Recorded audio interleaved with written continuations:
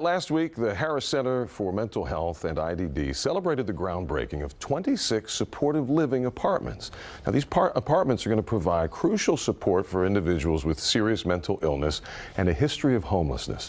Joining us this morning to talk about it is Wayne Young, CEO of the Harris Health Center, the Harris Center that is for Mental Health and IDD. Good morning, Wayne. Thanks for coming in. Good morning. I appreciate the opportunity to be here. So, first off, how exciting was it to break ground on something that I know you're very excited about and a new resource for our community? It was really exciting, and the celebration of the partnership that really made this happen and brought it to fruition was kind of equally satisfying. Okay, so talk about the need for these new supportive living apartments and how they fit into kind of overall what you do at the Harris Center. Absolutely. So the Coalition for the Homeless, which is the lead agency for The Way Home, have housed over 25,000 people in the last 10 or 11 years. And what we found, though, is that some of the individuals who are most difficult to get stably housed are those that have serious mental health concerns. And so these apartments create an opportunity for us to continue a rehabilitation process that we start further upstream and help them ultimately. Our goal is to transition them to a regular community apartment with a regular landlord ultimately. And you say further upstream in the sense that you're pulling someone out of a situation where there's serious mental illness there, there's homelessness, and you're able to bring them into the Respite Rehabilitation and Reentry Center.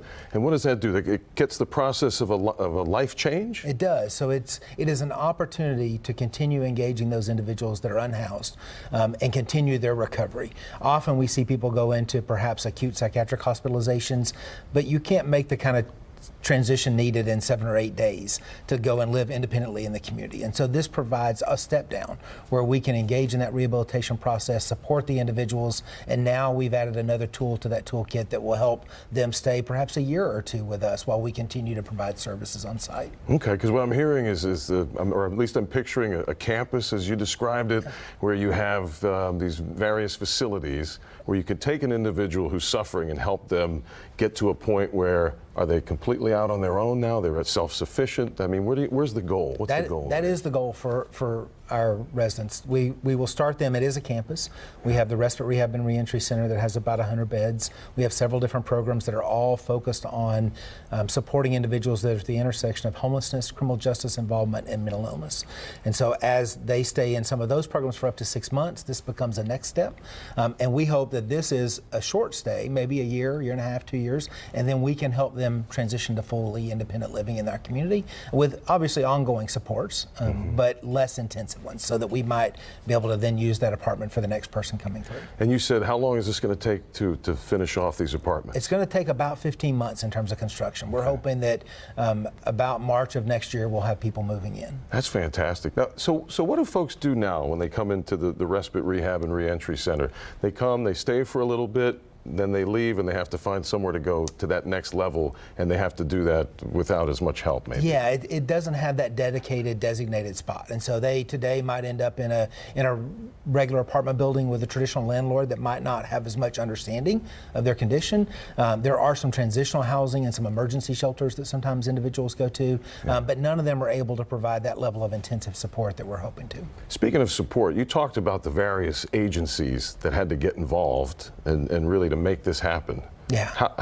Tell us, what were they? It's really impressive and quite a collaboration. I think it speaks to their commitment to the population that we serve. Involved in this project was the City of Houston. They were our largest financial supporter. They used Homes funds to help support this. Texas Health and Human Services, they have a community grant making program for services to support individuals that are homeless, experiencing homelessness.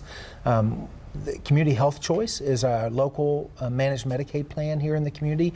They provided some funds, and then we'll be operating the services there. That's incredible. So what do you do after this? I mean, we're going to get this project done in the next year and a half. Do you want to build more of these apartments? Do you want to build a new campus? What are you shooting for? Yeah, so part of our process will be to evaluate the impact of these. We want to know that there's good evidence. We're pretty confident there will be, but we want to demonstrate that. And I do anticipate that for a very small select number of individuals in our community, they may need additional opportunities for that kind of support and be able to expand at a small scale. We don't need thousands of these kind of units, right? We're talking dozens kind of thing. And so we do hope that if the model turns out to be as effective as we anticipate, we'll be able to scale it up a little bit. Yeah, and maybe other communities can take some cues here. I know this is a major issue, not just here, but around the country, as you mentioned. It certainly is.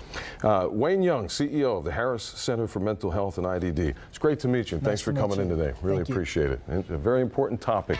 We're glad to share that with you.